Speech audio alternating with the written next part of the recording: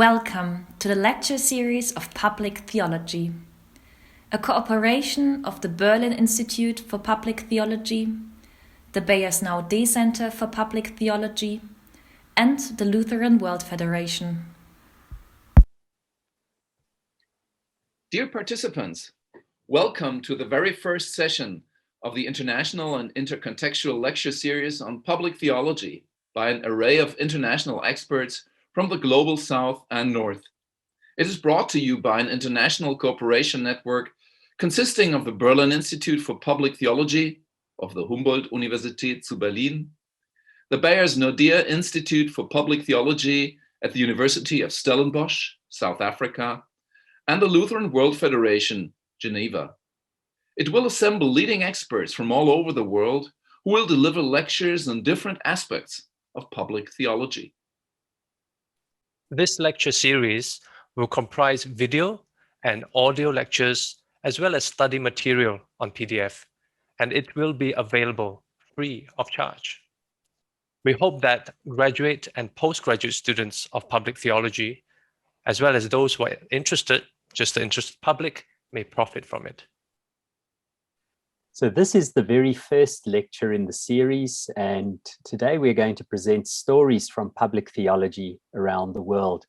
And the intention is to give an impression of what public theology is all about. And we've gathered stories from Malaysia, the United States of America, from Nigeria, and from Germany. Now, of course, many more could be added. The story from Malaysia will be presented by the Reverend Hermen Shastri, who serves as the General Secretary of the Council of Churches of Malaysia. The story from the United States will be told by Professor Marcia, who teaches cultural and religious studies in New York and in Berlin. Now, Professor Godwin Akper will tell us about public theology in Nigeria, where he teaches at Abuja's National Open University of Nigeria. And Bishop Heinrich Bedford-Strohm will tell a story about public theology in Germany. By the way, my name is Sivin. I serve as Program Executive for Public Theology and Interreligious Relations at the Lutheran World Federation based in Geneva. We are really happy to work with partners to nurture reflection among faith leaders on issues such as these. And we look forward to discover new ways of engaging in the public sphere with interfaith and other partners to bring about meaningful change in society. We strongly believe Christian communities have a public dimension, as we are called by God to be transformative agents in the world. And I am Dion Forster. I teach systematic theology and ethics at the University of Stellenbosch in South Africa, and also serve as the director of the Beiersnau D Institute for Public Theology. We're so grateful to be able to share in this initiative with colleagues and with friends. My name is Torsten Meireis. I teach systematic theology and ethics at Berlin's Humboldt University and serve as the director of the Berlin Institute for Public Theology. I also want to thank all the contributors to this effort, institutional and individual. But now it's time for our introductory stories on public theology around the world. Join me in welcoming the Reverend Hermen Shastri, Professors Marcia and Godwin Akper, and Bishop Heinrich Bedford-Strohm. My name is Reverend Hermen Shastri, and I'm the General Secretary of the National Council of Churches of Malaysia, and I've been in the position for many years. Because of my work, I also have a relationship with the World Council of Churches in its work, particularly Faith and Order Commission, and also of the regional ecumenical body called the CCA. I want to address the issue of public theology coming from a context like my country, Malaysia. During my seminary studies, and especially when I came across theologians like Dietrich Bonhoeffer, I realized the importance of giving expression to the Christian faith in a language that not only speaks to the church, but also to the wider public, taking into consideration the challenges that are faced by Christians in a society. And since then, and since we live in Asia, my basic interest has always been contextual theology, and to see how the theology that we talk about speaks not only to the church and its mission in a given context, but also to the larger, wider population. And so in the case of Malaysia, we live in a multi-racial, multi-ethnic, multi-religious society. And so the Christian church is a minority among many other minority religions. The majority population are Muslims. So the immediate context is, of course, interfaith dialogue, what that's been. How do the religions relate with each other in a meaningful way? How do we converse with each other? How do we phrase our conversation, frame our discussions and discourse, so that it not only takes into view the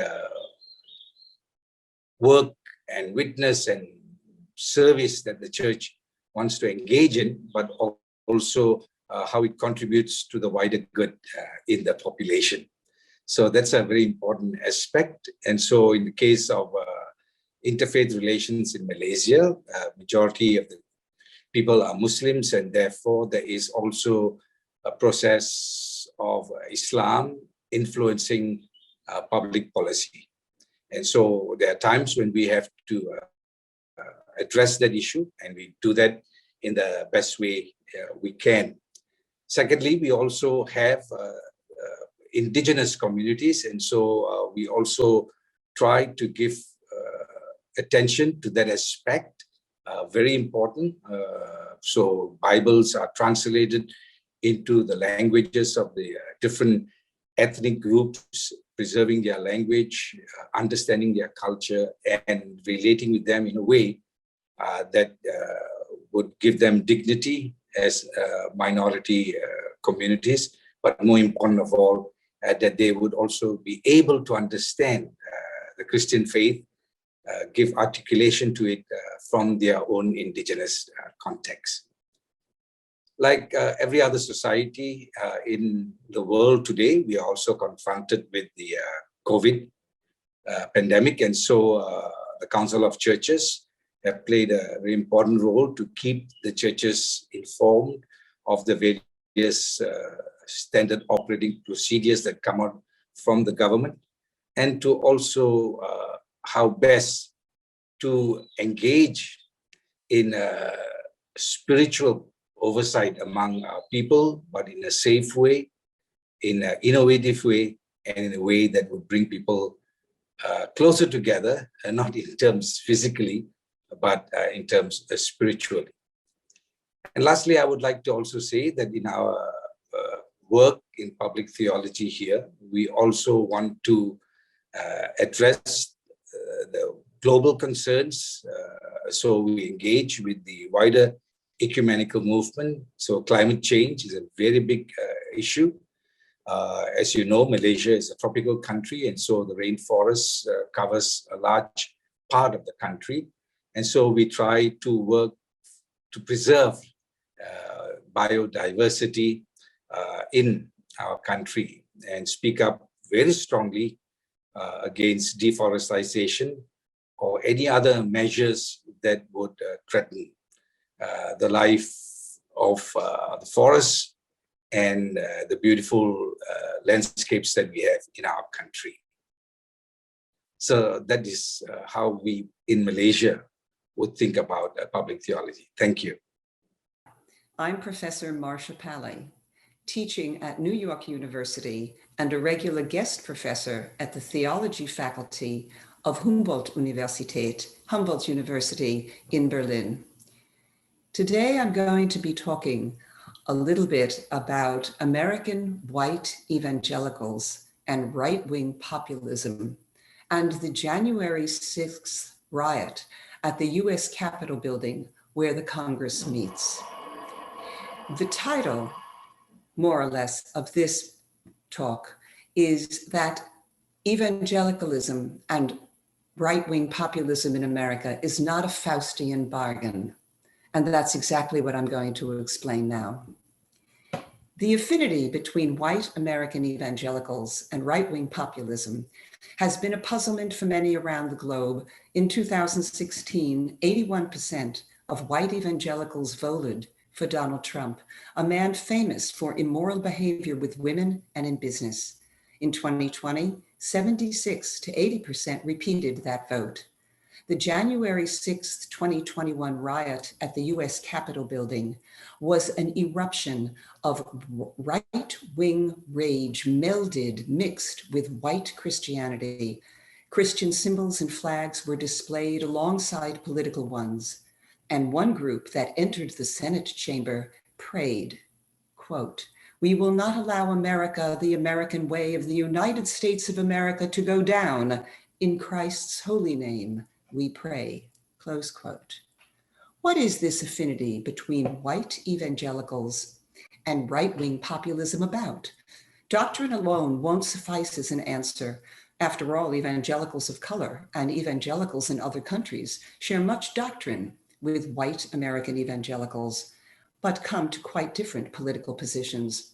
To answer, we need a few words about populism and a few about white American evangelical history, as well as faith.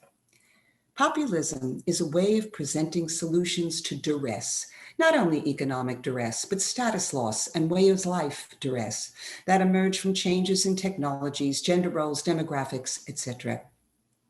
Populism finds solution in us-them frameworks.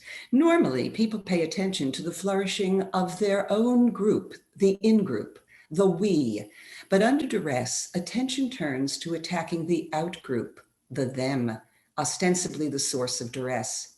Especially attractive are out-groups, against whom one may be effective in harming, a minority population, for instance, rather than a complex force one feels helpless to fight, such as technological change. Also appealing are outgroups that are familiar in the cultural political history.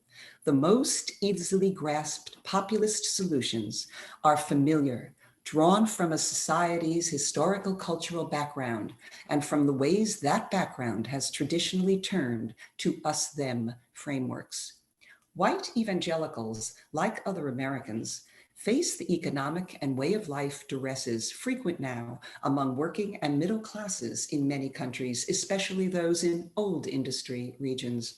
So I'll turn to the duresses that bear additionally on evangelicals, those that emerge from what evangelicals see as marginalization in an increasingly secular society. In 1968, prayer in America was removed from public schools. In 1973, abortion became legal. 2010 saw the federal mandate that employers offer birth control in company health insurance plans. In 2015, gay marriage became legal. If duress of all sorts prods people to us-them frameworks that are familiar, who are the familiar outgroups, the thems, traditional in America? First, federal government. Immigrants to this country were fleeing states that were politically, economically, or religiously oppressive, making immigrants suspicious of strong states. The rough conditions of frontier settlement also advised reliance on one's local community and wariness of faraway central government. Following from this came a wariness of other outsiders, new immigrants, minorities, believed to threaten the independent, self-reliant way of life free from an interfering central government. For instance, both the Shays and Whiskey rebellions against Washington and the anti-immigrant Alien Sedition Acts began in the 18th century, almost as soon as the United States itself began. Evangelicals, the dissenting and much persecuted sects of Europe, were especially wary of states and state churches, as they had suffered much against them in Europe. Importantly, evangelical theology emphasizes not only Bible reading, sola scriptura, but the priesthood of all believers, individual Bible reading by each man and woman, making evangelicals even more wary of authorities, both political and ecclesial. Together, the immigrant suspicion of government, the frontier reliance on local community, and the evangelical experience yields an evangelical history and culture that is wary of Washington, D.C., elites, and outsiders. As two 19th century Kentucky revivalists said, "We are not personally acquainted with the writings of John Calvin, and neither do we care." This is what American right-wing populism and Donald Trump offered. Of them, an outgroup of government and outsiders. In his 2016 campaign, Trump promised to, quote, drain the swamp of, quote, Washington insiders. Throughout his presidency, he railed against the, quote, deep state and media and university elites. He fomented anti-immigrant animus, reduced government regulation of business and finance, and drastically reduced government social programs by cutting taxes and reducing or closing government departments. In sum, white evangelical support for Republicans and right-wing populism is not a Faustian bargain where evangelicals provide political support in exchange for Republican Party backing on religious matters, such as abortion. Rather, it is political support for political policies. When evangelicals are drawn to Republican and right-wing populist proposals, they seek relief from interrelated duresses by turning to traditional belief in self-reliant local community, unmolested by an overreaching interloper government and other outsiders. White evangelicals weight these concerns along with those arising from religion, such as abortion and gay marriage. The best research on evangelical voting in 2016 and 2020 found that the factor most decisive in determining the evangelical vote was the economy. That is, strong majorities of evangelicals voted for Donald Trump owing to his and the Republican Party's small government economic positions. Abortion was the most important factor for half as many evangelicals as chose the economy. LGBTQ issues for only a quarter. White evangelical politics, like all politics, is a composite of socioeconomic, way of life, and religious concerns. Understanding it means looking into socio-political history as well as into religious history and doctrine to find out why right-wing populism is understood by white evangelicals as making the best person and society. Thank you. Hello, my name is Godwin Akper. I'm Professor of Systematic Theology at National Open University of Nigeria, Abuja, here in Nigeria. Colleagues, public theology in the Nigerian context means to many agitation for better well-being of the downtrodden, using religious values and platforms for discourse on socio-political and economic policies made by the government of the day. So church leaders, mostly when they are talking about public theology, they feel the engagement of the church, of church leaders and other religious organizations, be they Christians or otherwise, in policy formations, critique of bad policies, issues of moral regeneration, and then the issue of economic recovery and the plight of the poor, especially those in IDP camps, which are known in millions. One of the most controversial issues of public theology in Germany in the last years has been the Church's stand on search and rescue missions for refugees in the Mediterranean. Since 2014, about 21,500 refugees have drowned in the Mediterranean in their effort to reach Europe on life-endangering rubber boats. As churches, we have often spoken up in order to get the European authorities to stop this dying. While the European Union participated in rescue missions in former years, those missions came to a complete stop when the right-wing populist Italian Interior Minister Salvini refused to let any rescued refugees enter the ports of Italy. In this situation, I made a trip to Sicily at the beginning of June 2019 to visit the crew of Sea-Watch 3, a search and rescue vessel operated by the German search and rescue organization Sea-Watch. Members of the crew were accused by Italian authorities of participating in human trafficking. The Sea-Watch 3 was held in the port of the Sicilian town of Licata and blocked from going back into the Mediterranean to rescue refugees. On the day after my meeting with the Sea-Watch crew, I published the so-called Palermo Appeal in the Sicilian city of Palermo, together with its mayor Leoluca Orlando, who is known as a strong supporter of an open refugee policy.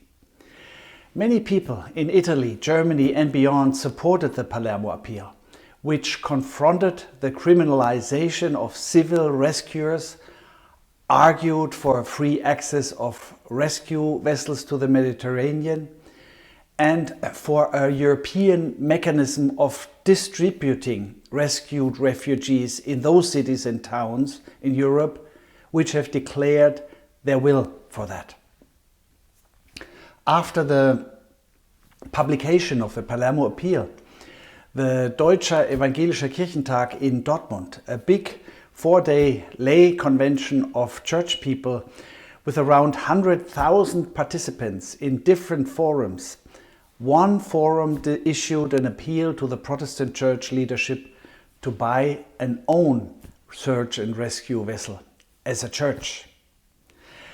As chairman of the Council of Protestant Churches in Germany, which represent about 21 million Christians in Germany, I supported the proposal. And the Council as a whole decided to form an alliance of churches and civil society organizations to support civil rescue operations in the Mediterranean in cooperation with Sea-Watch. In December 2019, the newly founded alliance United for Rescue asked for donations to buy a vessel. 2 months later, more than 1 million euros had been donated, and the alliance could buy a vessel which then could operate under the name of Sea-Watch 4. Because of the pandemic, the preparations took longer, and after its first mission last summer, during which it rescued 352 people, it was held in the port of Palermo by the Italian authorities. The legal struggle initiated by Sea-Watch will be decided by the European Court of Justice. Meanwhile, the Sea-Watch 4 can finally continue with rescue operations, as was decided by an Italian court in February. Why are we doing this? Human dignity, and together with it, the soul of Europe, is at stake when we simply watch, while desperate people in life-endangering rubber boats are drowning.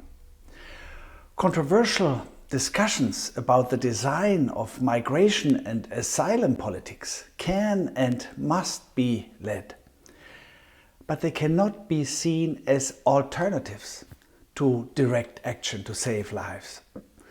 Saving these lives is only one, but an especially important piece of a diaconical strategy, which includes overcoming the root causes of migration by creating perspectives of a life in dignity in the countries of origin, just as much as helping people in direct need who have nevertheless started an often life-endangering trip north, often ending in Libyan refugee camps which heavily violate human rights. And such a diaconical strategy also includes political support for fair legal asylum procedures for those who have entered Europe to seek asylum. From a Christian standpoint, it must be clear that our responsibility does not end at the border of our own country or continent, but has to be seen in a universal horizon. With the famous words of Max Weber, conviction and responsibility are not contradictory, but complementary. Thus, everyone who shares the conviction that the dignity of the human person is a universally valid claim, or as we Christians believe, every human being is created in the image of God, will have to either support rescuing people from drowning and then opening up a fair legal procedure, or explain how this claim can be followed in another way. While we see our involvement in search and rescue operations, first of all, as a humanitarian mission, it is also a political sign, reminding Europe to its own humanitarian and spiritual traditions. Of course, this topic has been very controversial, also in the Church. There was much hate in the mails and letters, especially at the beginning. But I have also had many discussions with critics who were ready to exchange arguments on a common Christian basis. Those discussions were fruitful. There were, however, also love storms that I had never experienced in my whole time as a bishop before, especially from the young generation. While one side in the discussion said that the Church should refrain from political involvement, the other side said that if the Church wants to be credible, it must include concrete action and therefore cannot restrain from political advocacy. With the words of the first and second of my own 6 criteria for public theology, our involvement is bilingual. It is based on firm biblical convictions such as the commandment of love or the identification of Jesus with the strangers in Matthew 25. But it is also rooted in reasonable argument, as it is reflected in the European Enlightenment traditions. It is interdisciplinary by including perspectives outside the Church that led to an alliance of now 727 organizations. It is prophetic by criticizing the European authorities for their denial of concrete rescue action. And it is universally oriented by affirming the right to life no matter why people have entered these life-endangering rubber boats. I conclude by saying the Church's involvement in search and rescue operations is a concrete case of practiced public theology, which is certainly worth to be analyzed and controversially discussed. And I'm glad that the Berlin Institute for Public Theology is such an excellent place for it. Well, we hope we've got you interested. Feel free to use the material. And we are really looking forward to your feedback, your responses, and any reports on your learning experiences. May God's blessing be with you.